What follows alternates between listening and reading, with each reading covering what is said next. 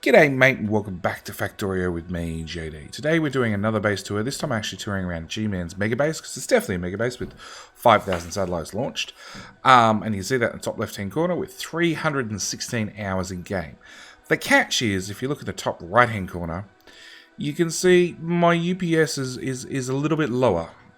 We are running at half game speed. Now I'm the first one to admit I do not have a bleeding edge computer, mainly because right at the moment they're a complete rip-off, and they have been for the last 12 months, and it doesn't look like that's going to change anytime soon. So me upgrading is definitely something I want to do, but I also want to actually have some value for my money. So I've been looking at his base, and he sent it to me with just shy of 5,000 rockets launched. And I've probably been on here for the last hour, just having a really, really good look around the base, seeing where is there savings in UPS and where isn't there savings in UPS. And I found quite a number of things we're going to go over fairly quickly. So, as I said, it's definitely a mega base. He's bringing in ore and smelting in the base with all electric furnaces now, which is sort of fairly typical. He is using speed modules over productivity modules, and I'm really not a fan of that, purely because for the one ore in, you're going to make one plate. With a productivity module, you bring one ore in, you get 1.2 plates. And that adds up over time. You know, he's obviously not using this at full speed. So whether it's productivity or speed modules, fairly moot point. Except if it was a productivity module, he'd have to bring in ore less often. Which, when you get to a mega base scale, less ore is really a really big thing as time goes on. So, unfortunately, he's never burned off his wood. That's something I always like to see. I like to see all the wood. All the wood has gone to a special place. Along with, he's got quite a few power armors laying around. So we got iron coming in here, and copper comes in over here. Without getting hit by a train, JD. Same story. It's ore in, smelted, put on the belt, run through the belt for the main base. Yeah, there's no real reason to tear up your original base. I admit I fully tear out sections. As soon as I've got off-site green circuits, I don't bother having the green circuits here anymore. I'll rip them out. Red circuits, iron, gear. Oh, not so much gears, because our main base doesn't use that many gears in the end. But yeah, I'll tear out sections of the base as I replace them with off-site counterparts. Now, he has gone through and speed moduled pretty much everything you can in the base, and I fully support that. Like, if it takes a speed module and doesn't take a productivity module, go for it. Shove speeds in everything, providing you can feed them at full speed. Or power's not an issue. And well, that's a whole different user. Where's the power pole? Unfortunately, his power is peaked out. And you can see from the accumulators that they do get picked on every now and then. Power is sort of a problem for him, but we'll get to that a little bit later. And like I said, I'm really amazed. Gman has the straightest bus I've ever seen. Well, probably not the straightest bus I've ever seen. I've definitely seen buses just straight as this, but mine tend to get filled with spaghetti. He's got a little temporary build over the side, just doing engines. I got no idea why red circuits are being delivered out here as well. Maybe it's a excess from an old build. He's got a make everything down here. He's got engines off into the great engine unknownness, which get run to an engine bus, and then go up to science, etc. Electric engines, which, funnily enough, this wraps all the way around onto the engine bus and then gets fed into here. Personally, I would have just hooked this one belt lane off and just ran. Yep. Just so I didn't have to cross the main bus. We got speed module, productivity module. So it's that speed ones, productivity ones, into productivity 2s, out on a belt, into prod 3s and speed 3s. It works, I'll give him that. It definitely works. He has gone with this hybrid of belts and bots all over the place, as he's got upgraded 2 bots. We got electric engines, not electric engines, flying robot frames. on this side with construction bots and logistic bots. Same with, you know, a general, like, make everything for a couple of chests. Because he's gone all bot based with his base, he's going to go through a lot of roboports and all the different requested chests. End of the bus sort of ends here. He does have a few dribs and drabs wrapped around the side.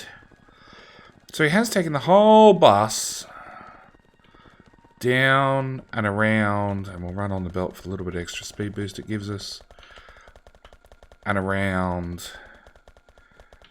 and past his concrete build, which is very, very impressive. But then he has concreted like the whole planet, so you sort of need an impressive build for that.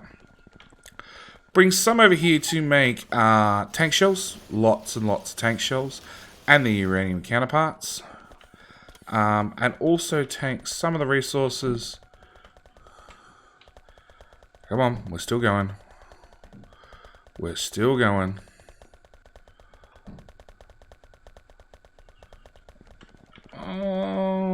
Down here, across here, to his oil build.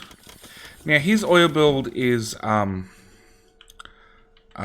what you would say massive. He is planning to make a 5k science packs 5k science packs per minute base. Now, in saying that, running on my PC at least at 30 odd UPS, I don't know how many science packs he's doing at the moment, because unfortunately up at his labs they are buffered, and because they're buffered, if I turn it on, I'm not going to see quickly how fast he's using the sites. Not for quite some time, you know, quite some time's worth of playthrough. I have gone and looked at his science, but even like his blue science build has 260,000 blue science stockpiled per minute. So per minute, we've got 12,000 blue science pots per here, you know, per minute here. Yellow. Whoops, come on, mouse. My mouse is still dying. Yellow science is again 12,000. They're either intentionally overbuilt or he's built 12 odd thousand, and then he's hoping to get the rest of the base up to scratch to then supply everything fast enough to do 12,000 per minute and not run out of UPS in the meantime. So they're all at least 10,000 plus. Here's a green science build. We'll just run max rate calculator on that. That one's not set. Actually, there's a few of them not set. But again, 12,000. With not enough gears here. Gman, you need more gears. Way, way, way more gears. 77 more gear machines. So, on the oil build. Now, the oil build, he's quite proud of this build, and I don't blame him, because oil is a giant pain in the ass. I will be the first one to admit that. In saying that, it's a pain in the ass I don't mind doing. So he has these lovely buffer warehouses from the Angels mod, which have just a little bit of oil in them. 14,000 oil barrels. Now, you know, a barrel only holds 50 oil, but it's still an awful lot of oil. He's got 2 trains bringing in oil, and we'll just go through this really, really quickly, how he's got his train set up. I'm going to have to do it from... Let's run on this side, that way hopefully it gets less stuck. So, I can obviously tell that this oil base has developed over time. He's got his main oil seems to be down here, and he has 2 sets of trains servicing it. So he has this train, actually there's another oil somewhere else, down here. He has this oil train sneaking up through the middle of a steam build and up the outside into this side. As you can see, the train is cut here. So these are 2 separate tracks. And then the other one is sneaking its way into here where it can stop and another train can pass. Then it comes into a holding station, back out of the holding station because there's not enough room in here for any sort of stacker. to then slide down these train tracks. And if you notice very, very carefully, it's all chain signals. It's all chain signals till it comes into this giant oil stacker, which is signaled wrong. And then up through here. Where do you come in? You go into the stacker. Maybe you come down to oil pickup 2. I can't remember. Oil pickup 2. Oil pickup 3. There's a third oil pickup I don't know anything about. But we'll show it off with this train very, very quickly. So we'll pretend he's empty at oil unload. So he's going to come in here, and his condition is 5 seconds of inactivity. Now the thing is, we don't really want him to have 5 seconds of inactivity before he turns around and leaves. We just want him to pull in and pull out. And I'll do it with this train. So if I remove that command, and I remove that command again, and send him on his way, he has no wait condition. So he's going to literally pop in here. As soon as he stops, like dead set, the second he stops, he's then going to power straight back out. Which is a little saving, but on a train doing a set loop, it's 10 seconds he's basically sitting around doing nothing. And the same can be applied for all these trains. You just remove that wait condition, and they'll just move just a little bit faster. And it all adds up. It all adds up, especially when you're going up to the megabase scale. Every second starts to count. There are times when you're trying to, get trains to move in and out of train station, and you can literally count the seconds. You've built the build, and you know you have 43 seconds for that train to get in, empty, and get the hell out. Now his oil build it's fairly compact, and there is a lot of them. So there is all these refineries. There is definitely plenty of them. And when we run max rate calculator over all of them, the petroleum output, that's the magic number that I like working off. He's producing 351,000 petroleum per minute. On a per second, it's 5.8k. 5.8k per second out of each and every one of these refineries. And sort of the beauty of his system is, rather than having to deal with trying to balance all the pipes, he's done a bot build. So we're bringing in crude on a barrel, running into the refinery. It does have productivity, which is awesome. And then running out to a petroleum, a light oil, and a heavy oil. And then you can balance them elsewhere in the different builds. Okay? You can have inserters turn on for, after we have so many thousand heavy barrels, just start cracking whatever's left. And the inserter just turns on according to what is and is not in the Logi network. Which definitely makes life a lot easier. So you can see he's got 24,000 light barrels. He's not light, heavy. 48,000 light barrels, and 25,000 petroleum barrels. Now, in saying that, it does simplify things. The only comments I guess I have with this whole system is, one, there is a lot of bot travel. A lot. This machine per second, so we're going to work on a per second rate for one machine. And no, that's a 305, that's a 355. Because all these machines have slightly different craft rates. And you can see we're having power problems right at the moment. So this machine needs, we'll call it 50 water in, 91 crude in for 11, 53, and 65. Okay? If we add those together, what's that? 120, 130-ish liquid out for 150 liquid in. Now, each barrel holds 50 liquid. So if we're getting 150 liquid in, that's 3 barrels in, but then 3 empty barrels out, that's 6 barrels per second. Plus, on the flip side, we've got about 130, so again, you call it 3 barrels out, which then means you need 3 empty barrels on this side of the build to come in. So it means each and every one of these refineries has, and this is the scary part, each and every one of them has 6 barrels in, or 6 barrels on the oil and water side, and 6 barrels on the other side every second. So each one of these refineries is actually 12 barrels per second, which is a lot for the poor bots to carry. As you can see, there's 2,000 active bots in this network. You know, it doesn't matter what the total is. He's got 20,000 bots in there. It could be like 5,000. It really doesn't matter. It's how many active bots. And it's roughly about 2,000, 1,500 consistently. I've never seen it any different. I ripped up the end of his little build because personally, if I'm going to do a refinery, I'm going to do it this style. So because the other thing is, because of the way he's done it, he's got slightly less pipes than a normal build, and we all know pipes not great for UPS. But the other flip side is neither is having 2,000 bots flying around your oil build, looking to charge and move contents around, all that sort of stuff.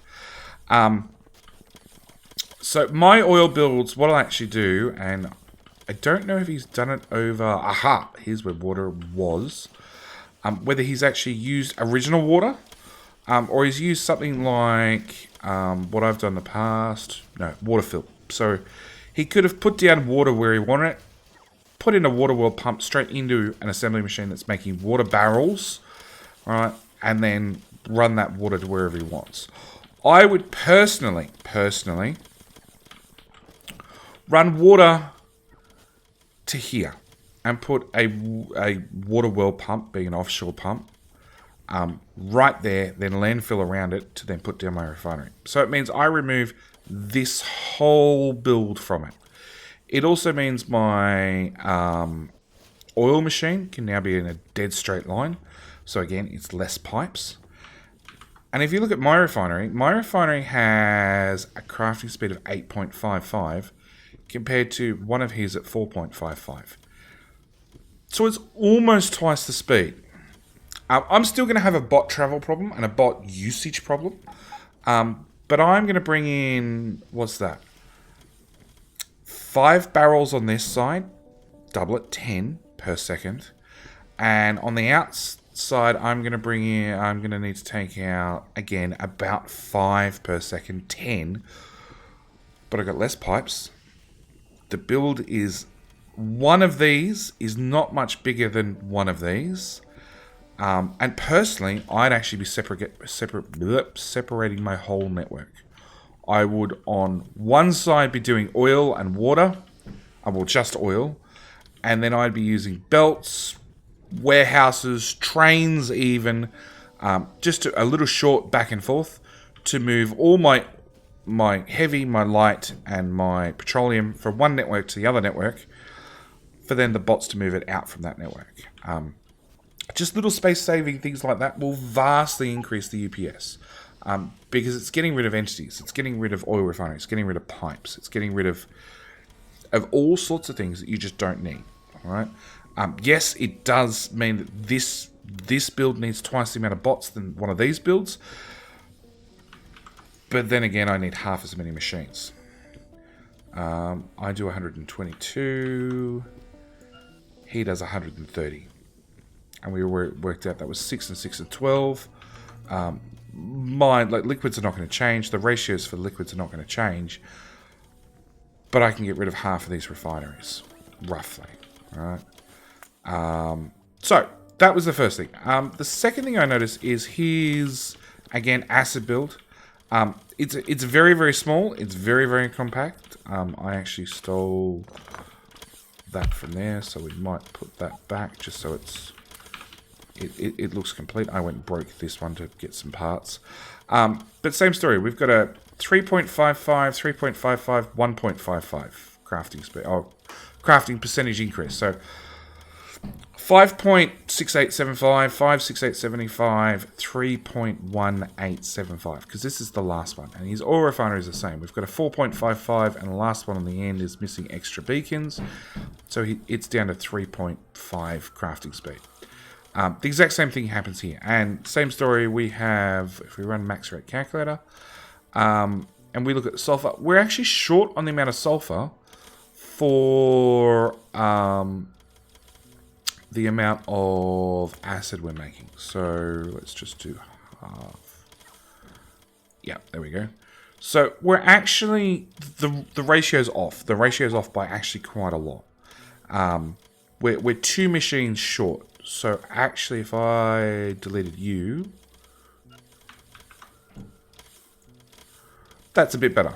So again, same story. We could just chomp out one whole machine, because at the end of the day, if you're not producing the sulfur, the acid machine's not going to run, or it's not going to run at its full potential. Having 2 machines running flat out that produce just as much as 3 machines running most of the time is a waste of power, it's a waste of modules, it's a waste of beacons, it's a waste of a lot of things. But even then, same story. I've got this one's at 5.6875 crafting speed. I put one over here and I surrounded it with beacons, and I'm at 8.815, which means I'm doing 21 per minute. This is the worst one with the one beside it, is doing 23 per minute.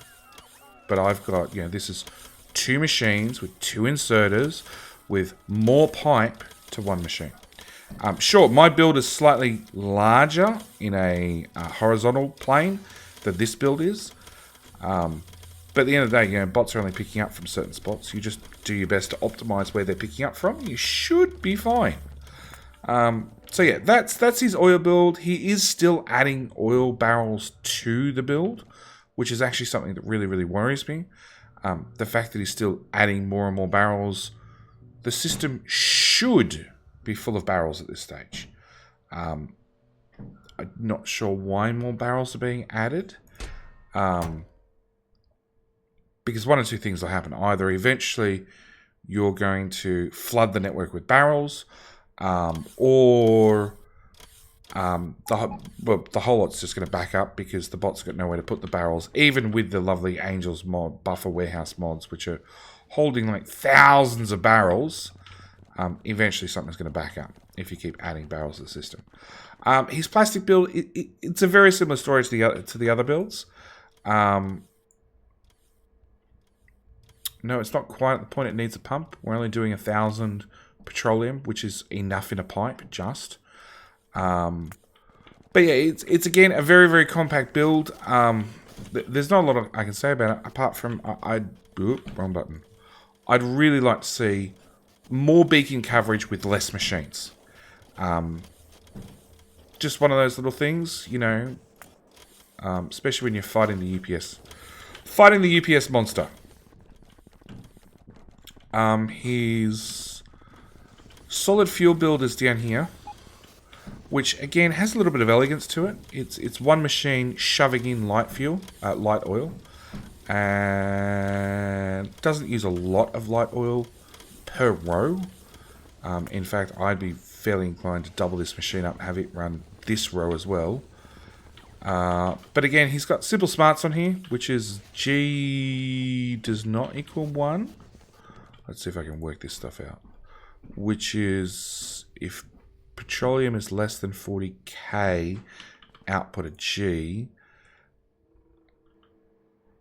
And input signals.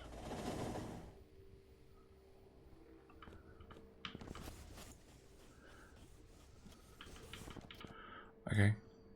I'm not sure because I'm really bad at combinators.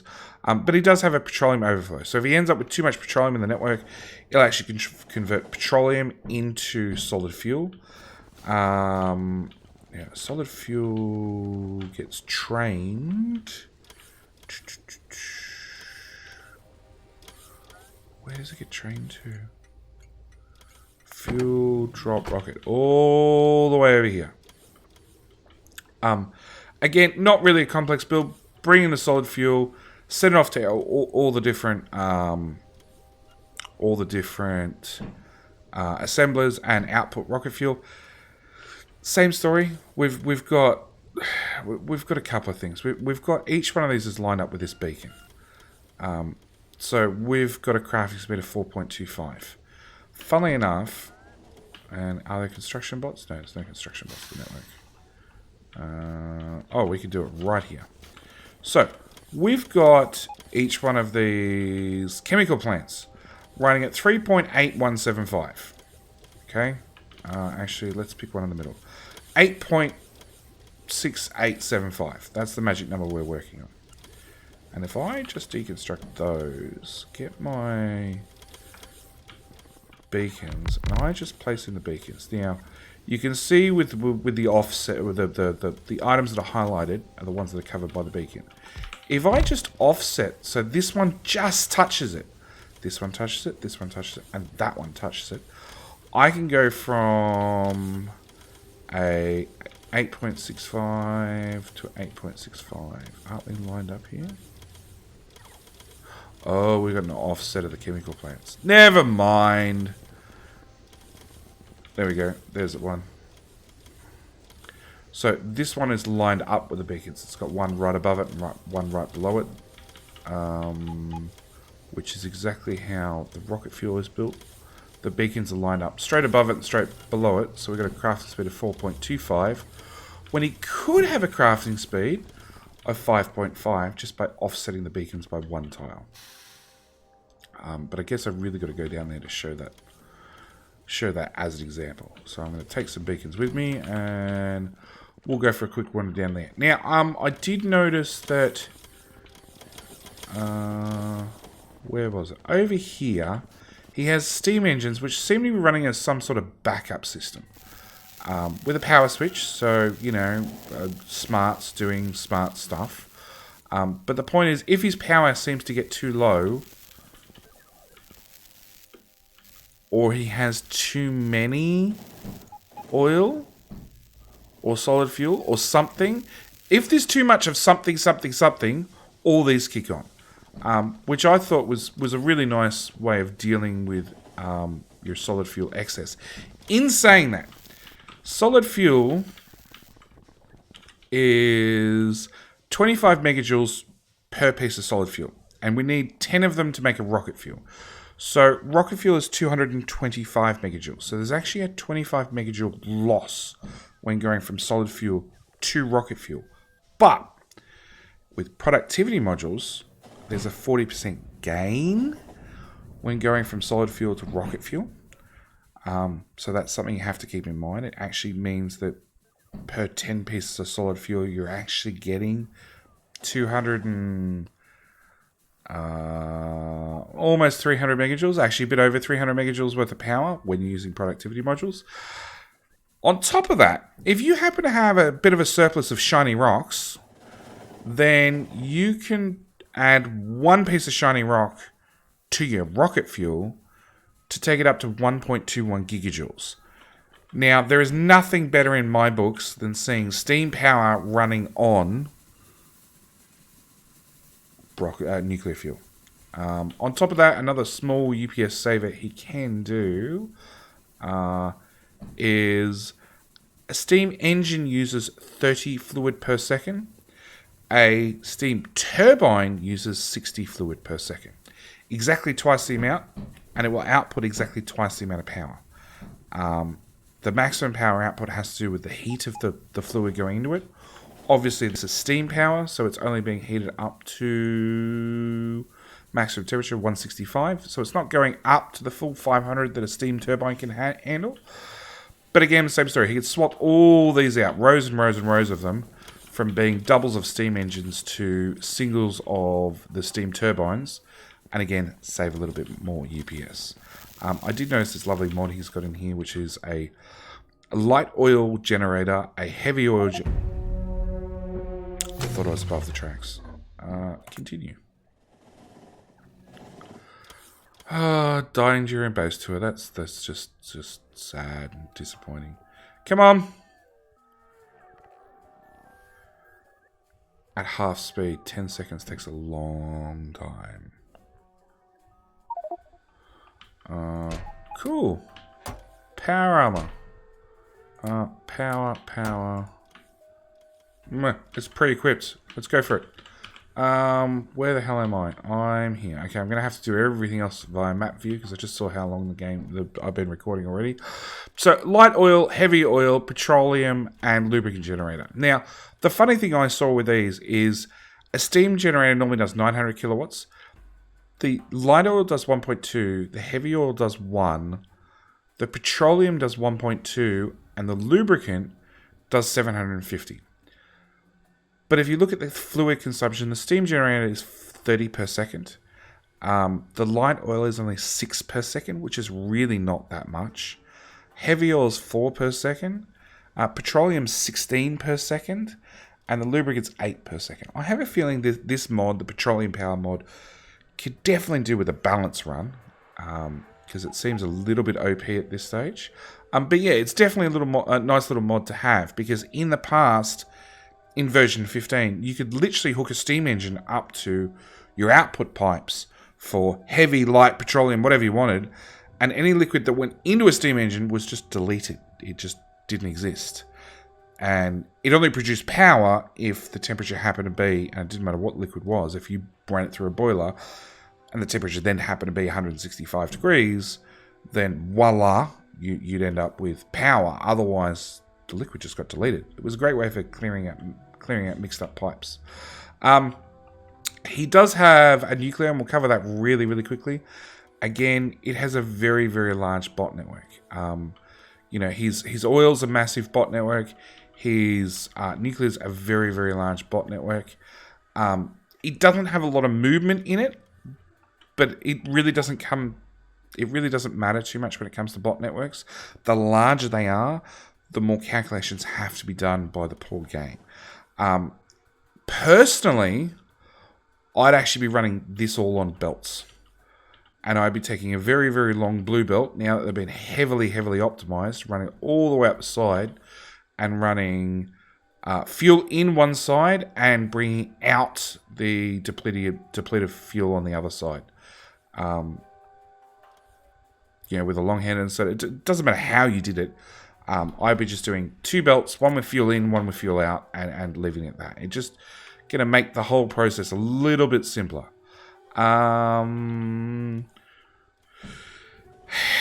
Again, like red circuits, there's another 2,000 bots in the sky at all times. His green circuit build is worse. There's 5,000 bots in the skies at all times. Now, I had a quick look, and I actually came over here, and this is one of the reasons that the game was running for so long before I actually started recording. So he's got these little copper machines. One, he's got 1,000 units of copper being brought in, and the copper wire is not capped to the other side either. That's why there's 230,000 copper wire in the network. Personally, I'd be draining this as fast as possible because, as you can see, there are bots and bots and bots waiting around to be charged. Because the whole build is not as optimized as it could be, and really needs a serious optimization run. These machines have a crafting speed of 4.25. Again, it's because they're lined up with the beacons. So this one's getting... This one here... do I have a better example? No. So we're going to go... This one here is getting 1, 2, 3, 4, 5, 6 beacons. If these are offset by just one tile, then it would go up from a crafting speed of 4.25 to a crafting speed of 5.5, because you get 2 extra beacons worth of coverage just for a small offset of the beacons to the assemblers. I actually went and did this. So I have offset beacons. As you can see, we've got 1, 2, 3, 4 covering the copper wire on that side, 1, 2, 3, 4 covering the copper wire on that side, and then I have copper plate in, 2 lots of cable out into the green circuit assembler. I've hooked up this inserter to the box with a wire condition, which is a requester box, and just said, hey, if there's less than 200 copper wire in there, you're allowed to swing. If there isn't, don't swing. So this box never gets choked off with having way too much copper cable in the box. Then I'm requesting an iron. I figured 100 would be enough. 100 should be enough, except it seems the station is a little bit choked on iron. Every bit of iron that's just been delivered has already been requested by one of the 10,000 requesting boxes that are requesting like 2,000 iron per box. So none of them ever get any deliveries. And then I'm outputting. Straight away, it stopped the bots having a double handle, moving, bringing plate in, turning a copper wire, picking it up, taking it to the far side of the green machine to then pick up greens from the other side and take it back. The bots are doing a lot of extra travel, and as you can see, like this poor roboport, it's covered with robots waiting charge. So yeah, this is just it's a smaller build, it's a faster build. As you can see, I gained 1 tile's worth of space between, this row of beacons. Actually, 2 tiles. 1 tile here and 1 tile here. I gained 2 tiles worth of space in this build. And at the same time, it outputs more for less space and less bot travel. So that was one of my comments. I didn't even have a chance to look at the blue circuits. Blue circuits are pretty good apart from, same story. There's just not enough beacon coverage. Partially because these are actually lined up, and partially because the way he's got 2 different boxes with 20k requested in each for the output into the input into the blue circuit, into the assembler for the output.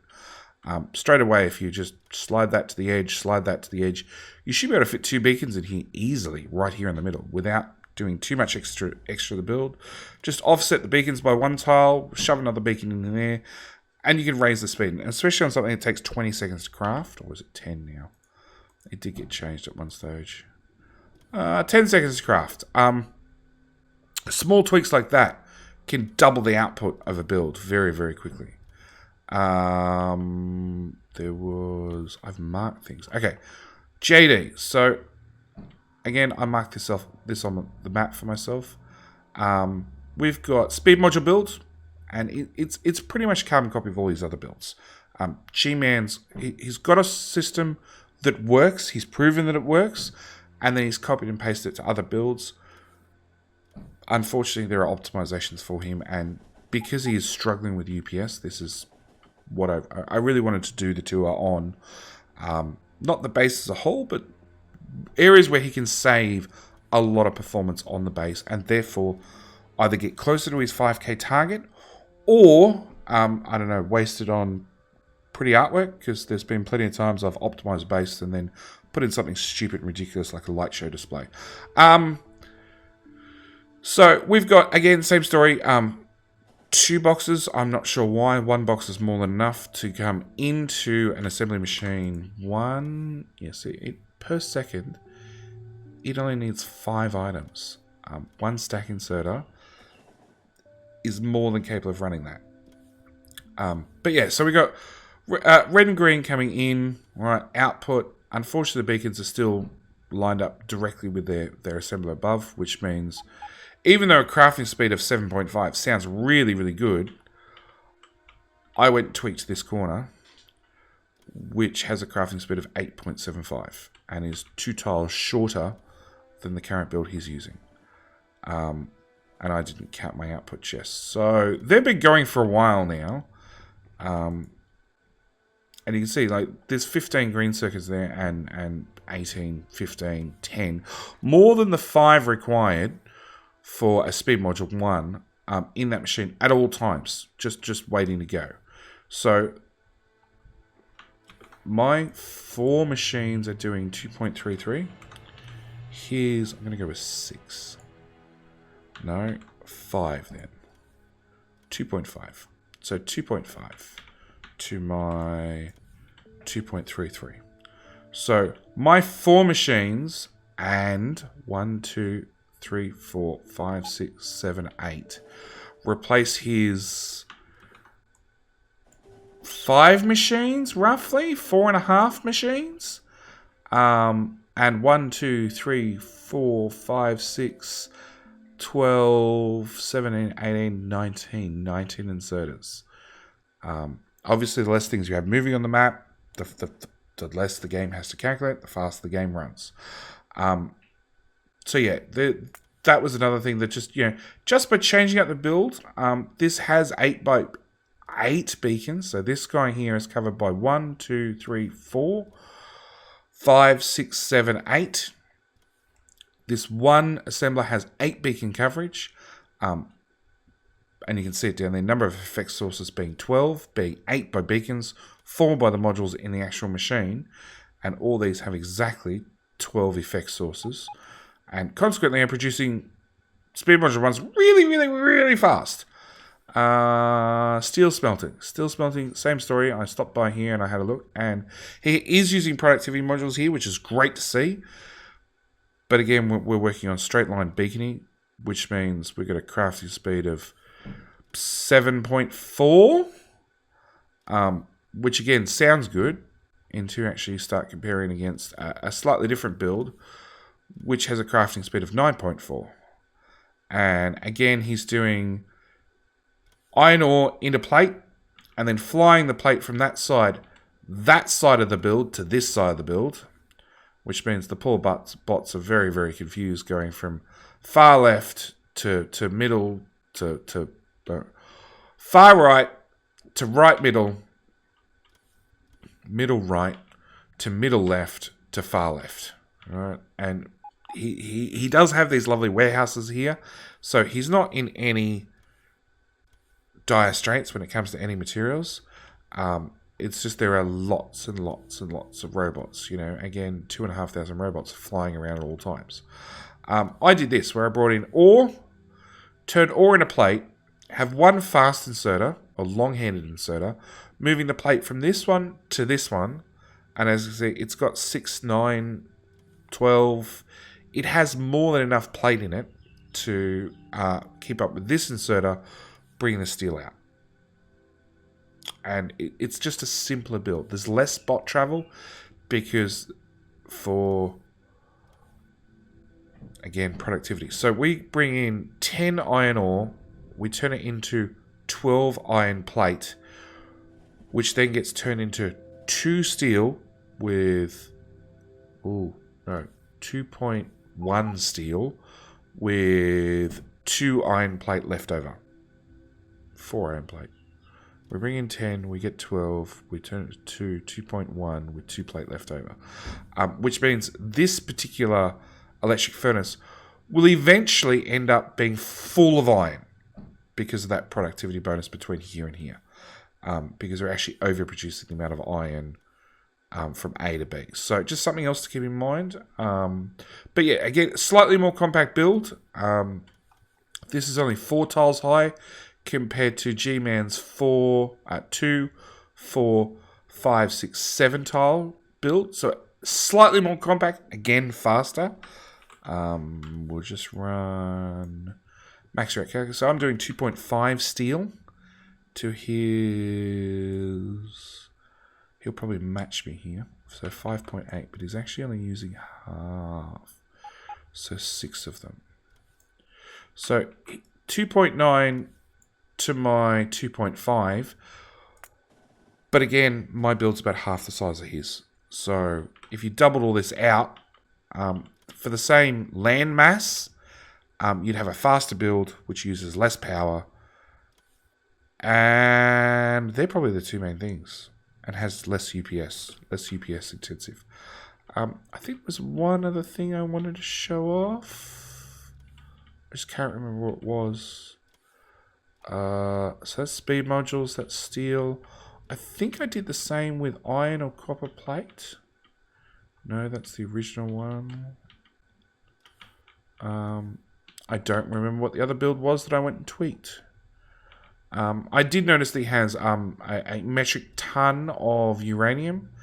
Hence one of the reasons I would actually be going and converting all my rocket fuel in a nuclear fuel to burn in trains, to burn in smelters, to burn in anything I could possibly burn. That's one thing I noticed. Normally I don't advocate using active provider chests, but because we're turning, whatever these things are called, used up uranium fuel cell, for the worst name ever, because we're requesting these in and turning them into dull rocks, what he actually really needs here is he needs an active provider chest, because this chest is full. Because wherever the bots are getting the dull rocks from, here or out of these, either or. That's a Covrex.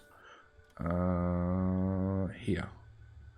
So where they're getting them from, these chests are always full and these chests are always closer. So they're never bothering to actually travel all the way out here to get these rocks, which means he's got 16,000 used up uranium fuel cells in the network. They really need a tweak to use active provider chests to make sure these chests stay empty at all times.